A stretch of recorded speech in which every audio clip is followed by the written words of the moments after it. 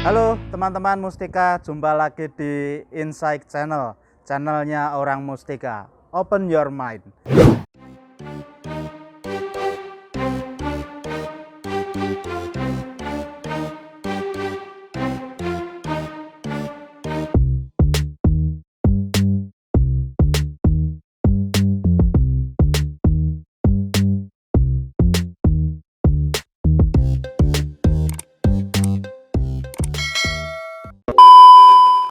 Di kesempatan yang baik ini, di kesempatan episode kedua ini, kita kedatangan tamu yang sangat luar biasa, tamu spesial. Saya kasih bocoran, namanya adalah Pak Suradi. Beliau ini adalah Kepala Unit Bawen, gitu ya. Nah, di kesempatan hari ini kita akan berbincang tentang bagaimana beliau mengelola unit Bawen, yang kalau kita lihat dari kacamata orang HO, unit Bawen ini dari awal tidak semulus seperti jalan tol, gitu ya. Jadi banyak dinamika yang terjadi. Nah, supaya lebih enak, kita lebih baik ngobrol langsung dengan orangnya ya. Baik, selamat siang Pak Suradi. Selamat siang Mas Arif. Kabar sehat Pak? Alhamdulillah sehat. Alhamdulillah, semoga sehat terus ya Pak ya. Amin. Nah Pak Suradi, di kesempatan kita hari ini Pak, kita ingin ngobrol, berbincang-bincang gitu ya, terkait dengan bagaimana Pak Suradi ini dari awal diberikan amanah sebagai Kepala Unit Bawen, sampai hari ini kita merasa unit Bawen ini unit yang cukup solid begitu Pak Suradi. Boleh diceritakan Pak Suradi? Oke, baik Mas Arif ya. Jadi pada bulan April tahun 2019 saya ini kan ditugaskan untuk mengampu di Bawen.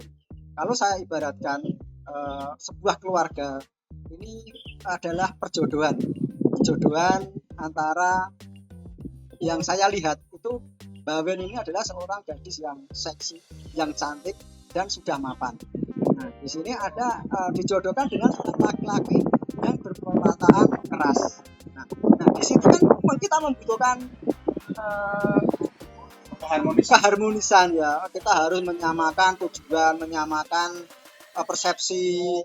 Nah, di situ karena butuh adanya penjajakan. Oke. Nah, kan penjajakan karena dijodohkan tidak seharmonis orang yang mulainya kok dari pacaran. Oke.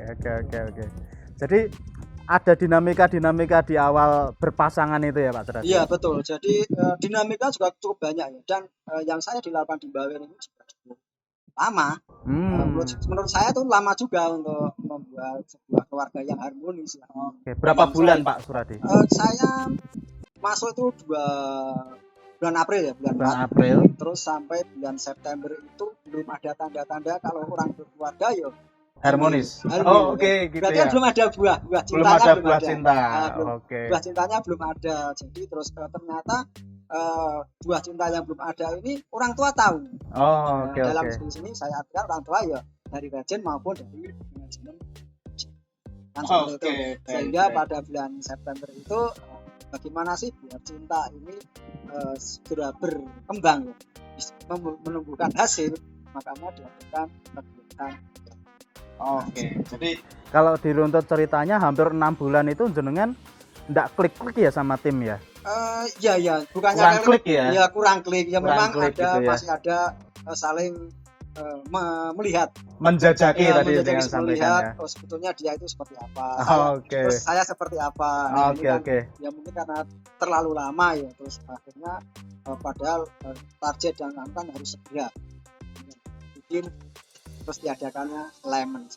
Oke, di alignment itu apa yang dilakukan Pak Suradi? Sebetulnya di alignment ini adalah sebuah game, sebuah kegiatan di bagaimana semua tim itu bisa mengeluarkan unek-unek ya, mengeluarkan apa yang dirasa yang gitu dirasakan. Di situ bisa dikeluarkan tanpa harus menyembunyikan sesuatu, sehingga terjadi istilahnya itu semua akan terbuka. Oke, jadi selaras gitu ya. Oke, jadi termasuk jenengan juga menyampaikan unek-unek ke tim ya? Betul, jadi saya juga menyampaikan ke tim tentang unek-unek, tentang perasaan saya di tim ya, sehingga mereka pun juga nanti bisa menerima kan.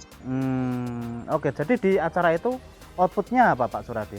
Yang jelas outputnya adalah di acara itu kita bisa menyamakan frekuensi, menyamakan visi misi, menyamakan sebuah tujuan yang bisa kita ambil. Oke, jadi menyamakan tujuan kerja bareng-barengnya ini mau apa sih gitu ya? Iya betul. Kalau boleh tahu mimpinya apa Pak Suradi? Sebetulnya ada ya, mungkin bukan sebuah mimpian, itu ada sebuah kesamaan ke tujuan bahwa di tahun 2020 itu Bumi mau piknik ke luar negeri. Mau piknik bareng ke luar negeri. Mau piknik bareng ke luar negeri. Oke. Mungkin itu belum ke malah kerja ya, tapi ini adalah sebuah modal bagus buat saya bahwa kita sudah mempunyai tujuan yang sama, mempunyai frekuensi yang sama, mempunyai mimpi yang sama untuk piknik ke luar negeri yang harus diwujudkan. Kemudian menarik ini Pak Suradi.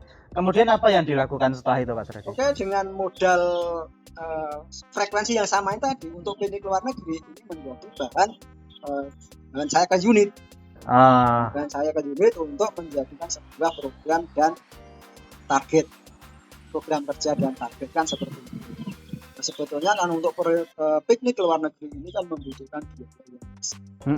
Sedangkan untuk budget unit juga tidak mencukupi. Ini kan gimana sih kita bisa mewujudkan cita-cita kita ini, mewujudkan mimpi kita ini, salah satunya ya dengan potong dari visi. Kesepakatan bersama ya. Untuk mendapatkan insentif yang besar nanti untuk modal untuk Oke. Terus setelah itu apa yang setelah itu untuk mendapatkan insentif ini kan performanya harus baik. Kan gitu. Performanya harus baik, baru kita mendapatkan insentif. Karena untuk performa yang baik ini kan membutuhkan banyak faktor. Disitulah nanti kita pakai teknik fishbone untuk mencari akar masalahnya biar performa ini kita baik. Kan gitu. Untuk performa baik itu kan dibutuhkan dengan manajemen pemeliharaan yang baik. Nah, sedangkan untuk manajemen pemeliharaan yang baik dibutuhkan sarana dan prasarana yang baik, yaitu fasilitas kandang yang baik. Ya, dengan fasilitas kandang yang baik nanti manajemen dan performa bisa.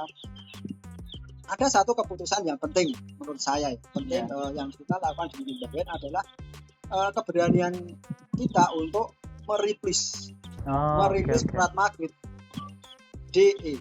Jadi kita plasma grid E nggak di situ. Nah, kita juga memperbaiki tentang bagi proses tersebut plasma yang. Jadi akar masalahnya pada waktu itu tim rembuk ketemu akar masalahnya adalah keberanian untuk melakukan replacement plasma grade D dan E. Ya, kalau kita tidak meriplis plasma grade D, ya kita akan mendapatkan seperti itu terus. Karena apa? Karena plasma grade DE ini kan performanya kan kurang maksimal ya. Kalau tidak rugi pasti hasilnya mepet. Secara tidak langsung kita pun juga mengiklankan atau menyampaikan ke plasma-plasma yang lain bahwa ikut Mustika itu hasilnya kalau nggak rugi mepet. Kan seperti itu. Kalau ini kita pelihara terus DE-nya. Mana ada plasma yang mau gabung ke Mustika kalau mereka tahu bahwa pendapatan di Mustika itu kalau tidak rugi mepet. Kan seperti itu. Lebih baik kita kurangi populasi chicken kita, hasilnya bagus, di sini mulai muncul. Plasma-plasma yang lain itu mulai ngerti, oh ternyata ikut Mustika itu hasilnya sangat layak. Nah, mulai ada plasma-plasma yang baik-baik itu mulai tertarik dengan ikut di Mustika. Dengan plasma yang baik, akhirnya performance-nya juga baik, insentifnya juga baik, yang akhirnya pengaruh ke kesejahteraan tim, yang pada akhirnya timnya menjadi lebih kompak, lebih solid lagi gitu ya Pak. Betul Mas Arif, betul. Walaupun di tahun 2020 ini ya memang belum bisa terlaksana karena adanya pandemi COVID. Oke. Dengan performa yang lebih baik itu menjadi sebuah iklan branding gitu ya Pak ya. Ya, untuk menyampaikan karena kalau menyampaikan ke plasma itu kalau kita tugas itu walaupun kita menyampaikan ya, plasma tidak akan mudah percaya. Tetapi kalau mereka sudah dapat informasi dari plasma lain tentang bagaimana sih pendapatan di Mustika, bagaimana sih kartona di Mustika, mereka akan lebih percaya. Yang pasti pinter-pinter untuk milih plasma yang baik itu ya. Betul. Oke, baik. Jadi kalau boleh diambil kesimpulan nih Pak Suradi, Sekarang tim Bawen kita nilai cukup solid, kompak begitu. Yang pertama adalah terkait dengan harus sefrekuensi dulu ya Pak Suradi ya. Harus satu tujuan, satu frekuensi, satu rasa begitu. Kemudian berani untuk mengambil satu keputusan gitu ya. Tadi tak lihat keputusannya kan keberanian untuk mengkat plasma, itu kan satu beranian bus batas dari unit Bawen. Dan pada akhirnya sekarang terjadi unit Bawen yang seperti ini gitu ya Pak Suradi ya. Baik, terima kasih banget Pak Suradi, satu inspirasi yang sangat luar biasa yang pastinya teman-teman yang ada di luar sana yang menonton video kita menjadi lebih terinspirasi. Oke Mas, mungkin satu lagi ya. Oke, boleh. Ingin saya sampaikan ke pemirsa. Mulai di unit Bawen ini kan mengalukan evaluasi, baik evaluasi tentang yang jelas caranya kan seperti performa tadi kan seperti itu. Nah, untuk profit ini kita juga mengacunya kan pada juga profit. Kita itu sudah mengevaluasi kita itu sebetulnya kondisinya sekarang seperti apa, posisi kita di mana, kita mau seperti apa. Oke, itu harus jelas dulu ya Pak? Iya. Soalnya kalau nanti kita kondisi sekarang nggak tahu. Jadi ada satu pokok kunci yang tak tangkap juga Pak Suradi, bahwa kita harus berani melakukan introspeksi diri gitu ya. Melakukan perbaikan-perbaikan terhadap kinerja kita. Gitu ya. Sadar posisi dan kita tahu mau kemana. Gitu ya Pak Suradi ya. Baik, ini satu pencerahan yang sangat luar biasa dari Pak Suradi. Ada lagi Pak Suradi yang mau disampaikan? Cukup Mas. Cukup ya. Oke. Terima kasih sekali lagi Pak Suradi. Dan untuk teman-teman Mustika, kita akan jumpa lagi di kesempatan yang selanjutnya. Jangan lupa untuk klik tombol like, subscribe, and share. Sampai jumpa di kesempatan selanjutnya. Bye.